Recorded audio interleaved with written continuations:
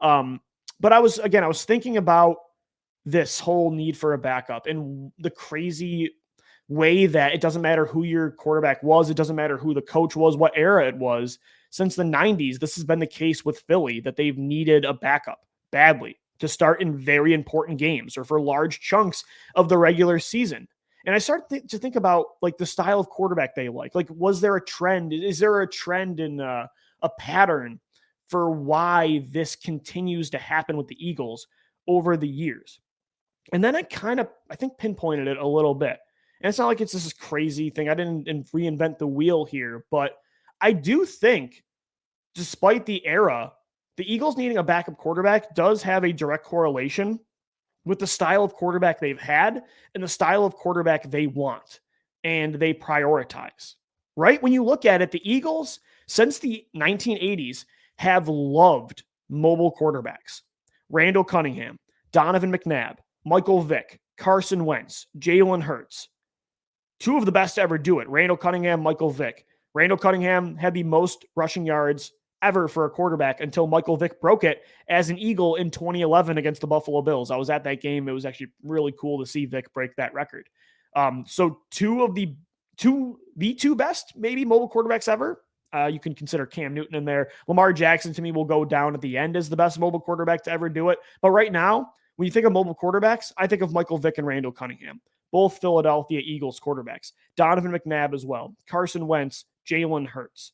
Those are three. When you look at Cunningham, McNabb, and Vick, Cunningham and Vick are the top two of the top three in rushing yards all time for a quarterback.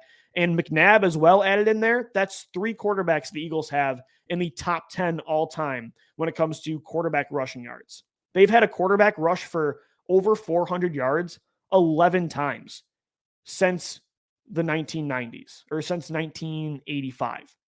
So that kind of speaks volumes to how much the Eagles have invested in this style of quarterback. Again, Cunningham, McNabb, Vick, Wentz, Hurts.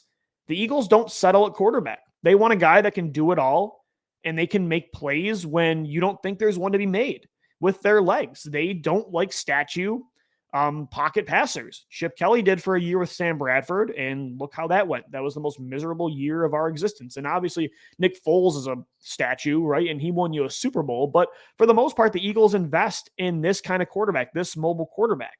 And obviously, although there's a ceiling there with these guys, at the same time, there's a very low floor because of the risk that comes with this style. These guys are just more prone to get injured.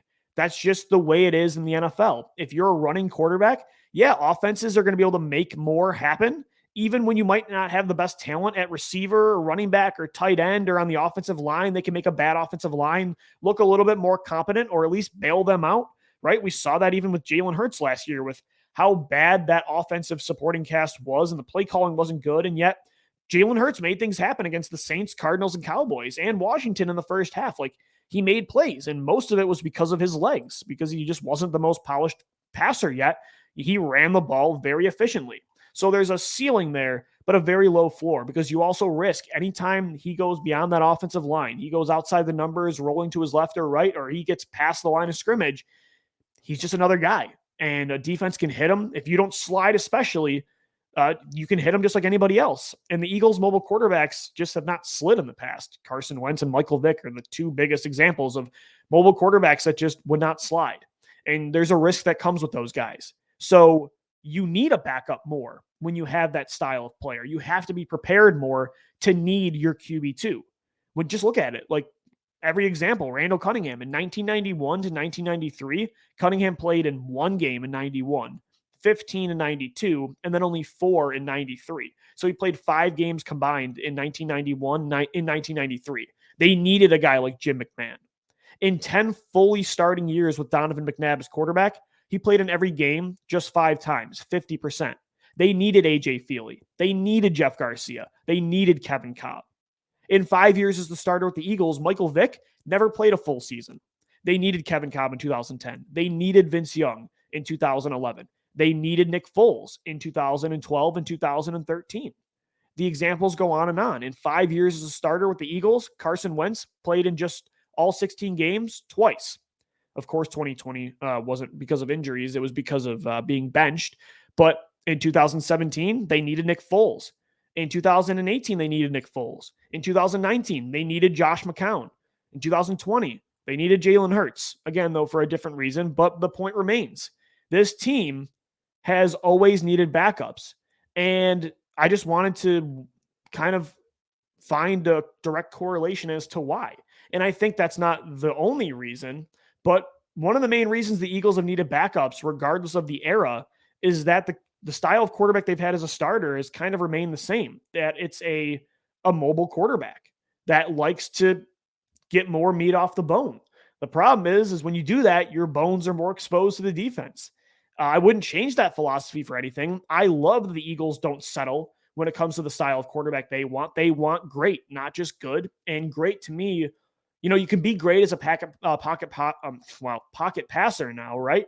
But at the same time, most of the elite quarterbacks now in football can run the football. You can't be a 4.9, 5.2 speed quarterback anymore. Not when there's pass rushers that are running 4.3s.